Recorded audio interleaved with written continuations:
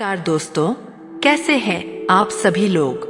आज हम बात करेंगे एक बेहद खास सवाल की। सिंह राशि क्यों किसी भी ग्रह की उच्च या नीच राशि नहीं मानी जाती।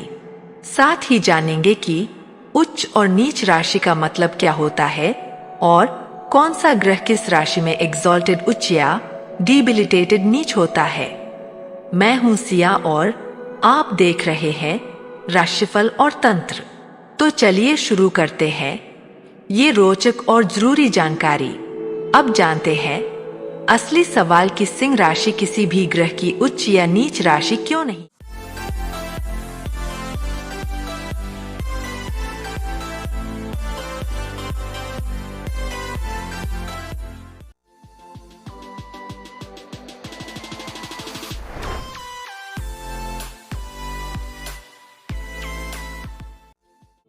तो सबसे पहले समझना होगा कि सिंह राशि अग्नि तत्व की राशि है और इसका स्वामी खुद सूर्य है।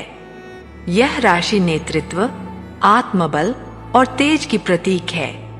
अब अगर किसी ग्रह को यहाँ उच्च या नीच का दर्जा दिया जाए तो उसका प्रभाव सिंह की अपनी नेचर से टकरा सकता है। उदाहरण के लिए, अगर चंद्रमा सिंह में हो तो वो भावनाओं के साथ खुद को राजा जैसा महसूस करता है, लेकिन वो न तो पूरी तरह एग्जॉल्टेड होता है और न ही डिबिलिटेटेड। अब बात करेंगे कि क्या सिंह राशि कमजोर है क्योंकि ये किसी ग्रह की उच्च या नीच राशि नहीं है। बिल्कुल नहीं। असल में सिंह राशि इतनी संतुलित और स्थिर है कि किसी भी ग्रह को यहाँ अत्यधिक शक्ति या अत्यधिक कमजोरी महसूस नहीं होती। यानी यहाँ ग्रह नीदर एग्जॉल्टेड नो डिबिलिटेटेड होता है, बल्कि बैलेंस स्थिति में होता है। इसीलिए इसे एक न्यूट्रल ग्राउंड भी कहा जाता है। अब देखते हैं कि सिंह राशि में ग्रह क्या प्रभाव दिखाते हैं। अगर सूर्य सिंह में हो तो स्वगृही होता है, यानी अपने ही घर में। ये स्थिति बहुत पॉजिटिव मानी जाती है। अगर बुध सिंह में हो तो व्यक्ति की कम्युनिकेशन बहुत प्रभावशाली होती है। अगर शुक्र सिंह में हो तो इंसान बहुत आकर्षक हो सकता है। लेकिन इनमें से कोई भी ग्रह एग्जॉल्टेड या डिबिलिटेटेड नहीं माना जाता। अब बात करते हैं कि इससे क्या सीख मिलती है।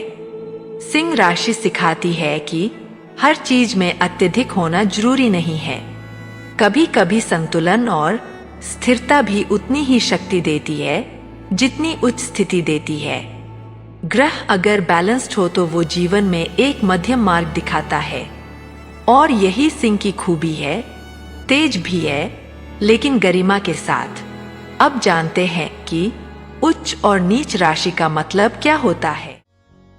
राधे राधे दोस्तों, स्वागत है आपका राशिफल और तंत्र की रहस्यमय और ज्ञान से भरपूर दुनिया में।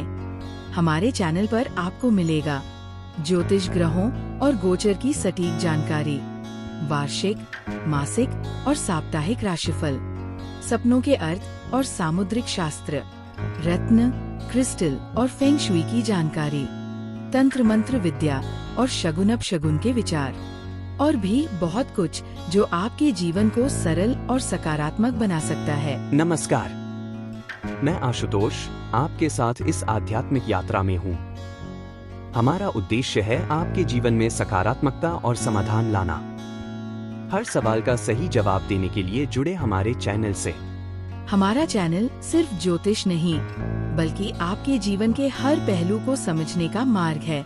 राशिफल और तंत्र को सब्सक्राइब करें और हर दिन नई ऊर्जा और नई जानकारी से जुड़ें। ज्योतिष में हर ग्रह एक खास राशि में सबसे ज्यादा ताकतवर होता है, जिसे उच्च राशि कहा जाता है, और किसी दूसरी खास राशि में वो ग्रह सबसे कमजोर हो जाता है, जिसे नीच राशि कहते हैं। इसका असर हमारे जीवन में उस ग्रह से जुड़ी चीजों पर सीधा पड़ता है। उदाहरण के लिए, अगर सूर्य मेष राशि में हो तो वो उच्च का माना जाता है, यानी वो अपनी पूरी शक्ति के साथ काम करेगा। लेकिन वही सूर्य तुला राशि में हो तो वो नीच का हो जाता है, यानी उसका प्रभाव कमजोर हो जाता है। अब बात करेंगे कि कौन सा ग्रह किस राशि में उच्च और नीच होता है। सूर्य मेष में उच्च होता है और तुला में नीच।